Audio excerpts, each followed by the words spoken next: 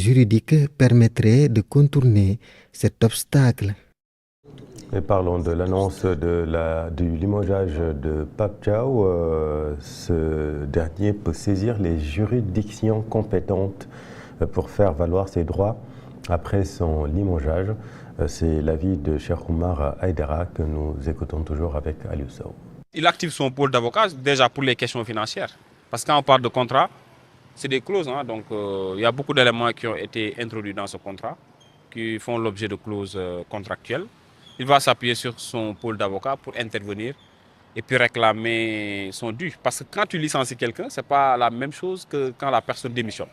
Donc licencier quelqu'un, ça veut dire qu'il y aura quelque chose à régler sur le plan financier par derrière. Pape, il comprend cela. Il est dans des échanges un peu complexes parce qu'il y a beaucoup de choses qui ont été dites autour de lui. Et à son avis, s'il trouve que c'est maladroit, il peut naturellement demander des explications à la fédération, mais je ne souhaite pas qu'on en arrive là. Il faut que ce débat contradictoire s'arrête, qu'on règle les choses de manière officielle et de manière légale, et puis passer à autre chose. Si la tutelle dit non à la fédération, Pape va rester? Oui, bon, si la tutelle dit non, en fait, le monopole du choix de coach, c'est la fédération, par contre. Il faut faire attention. C'est-à-dire, c'est la fédération qui a la plénitude de choisir son entraîneur.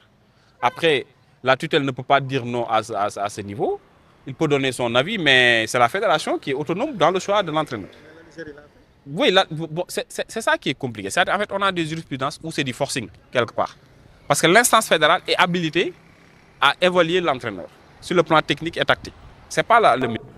La fédération sénégalaise a signé le contrat de Pape Thiaw sans la signature du ministère des Sports. Une procédure irrégulière selon le journaliste Maïja Diop que voici. Quand j'ai entendu quand même le président de la fédération dire que Pape Thiaw a signé sans clause, moi ça me laisse, j'ai été interloqué, ébahi, parce que vous ne pouvez pas signer un entraîneur sans au moins qu'il y ait des clauses de contrat d'objectif. Mais dans un contrat où Pape Thiaw, vous avez accepté toutes les propositions de Pape Thiaw, et Pape Thiaw refuse une proposition pour l'équipe, moi ça me laisse perplexe. Cela veut dire qu'aujourd'hui ça peut engager la fédération, parce que l'État n'a pas signé. Il n'y a que 2 signatures dans le contrat, c'est le président de la fédération sénégalaise de football et Pape Thiaw. Et l'État peut dire maintenant, moi je me désengage parce que je n'ai pas signé.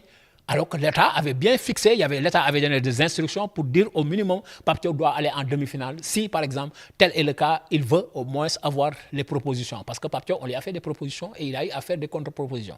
Donc, il revenait d'abord. D'abord, Ablaye Fall a fauté parce qu'il n'a pas respecté les instructions de la fédération, du ministère des Sports, de la tutelle, parce que la tutelle avait donné des instructions claires et précises. Ablaye les a enlevées pour faire plaisir à Pape Thiaw. Il a fait un compromis gagnant-gagnant pour ne pas entrer en conflit. Moi, je pense que quelque part aussi, ça c'est problématique. Quand vous êtes aujourd'hui sous tutelle et sous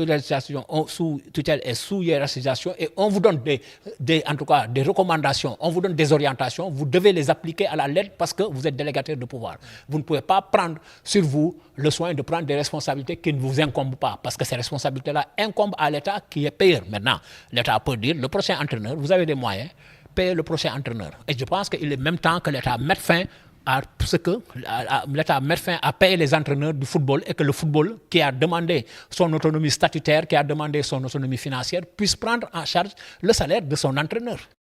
7h30, vous êtes sur Evenprod de Média, dans la matinale, l'essentiel de l'info pour votre propre opinion. Tout autre chose à présent, des jeunes Sénégalais s'illustrent comme champions du Coran dans des concours nationaux ou encore à l'étranger.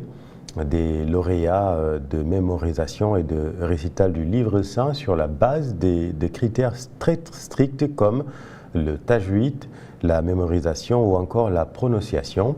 Mais ces Sénégalais dans l'excellence sont une infime minorité. Maître coranique et imam apprécient ces distinctions, mais rappellent qu'apprendre doit être le seul objectif. C'est un reportage de Mamadou Dieng et Modou Diop. La plupart des Sénégalais n'ont pas prospéré dans l'apprentissage du Saint-Coran. Fan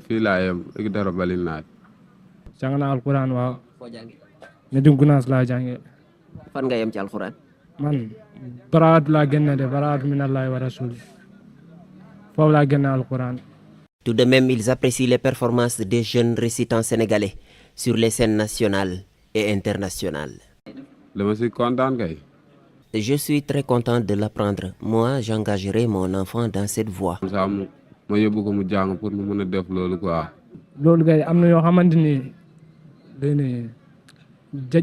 Certaines familles ont demandé à leurs enfants que de maîtriser le livre saint, rien d'autre. C'est impossible pour d'autres. Par exemple, moi, je ne peux pas rester dans les écoles coraniques alors que mes parents sont démunis. Ils ne comptent que sur moi.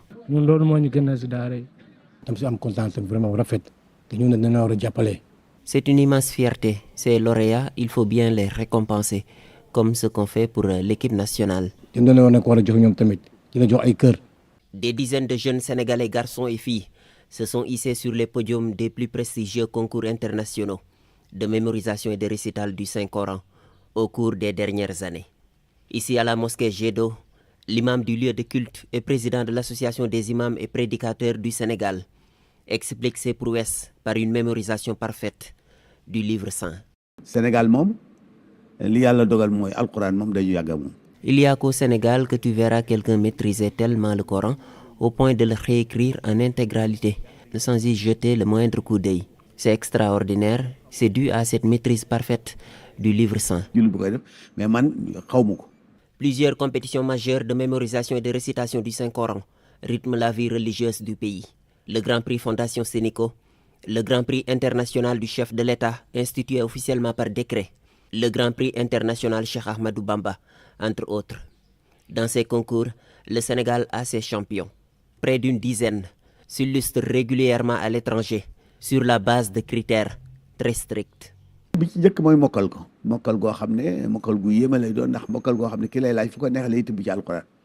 Il faut d'abord mémoriser parfaitement le Coran, du début jusqu'à la fin. Ensuite, savoir bien prononcer les syllabes, maîtriser les techniques de lecture et de prononciation. Ils sont évalués dans la maîtrise du Coran, mais aussi dans la lecture. Des enfants sont pris en charge dans cette école coranique moderne depuis la crèche. Au cours de leur cursus, le tajwid et la mémorisation qui font partie des critères de base de ces concours leur sont inculqués. De même que d'autres critères que les écoles coraniques traditionnelles ont désormais intégrés dans l'enseignement. Le maître coranique doit bien orienter l'apprenant sur la technique d'apprentissage choisie.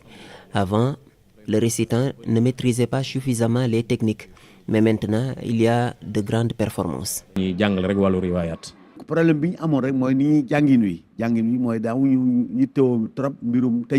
On n'accordait pas beaucoup d'attention au tajwid. Maintenant, si. Du coup, les prononciations sont limpides. C'est pourquoi les Sénégalais s'illustrent maintenant lors de ces concours. Ils seront encore et encore sur ces podiums. Il faut toujours se perfectionner dans l'apprentissage.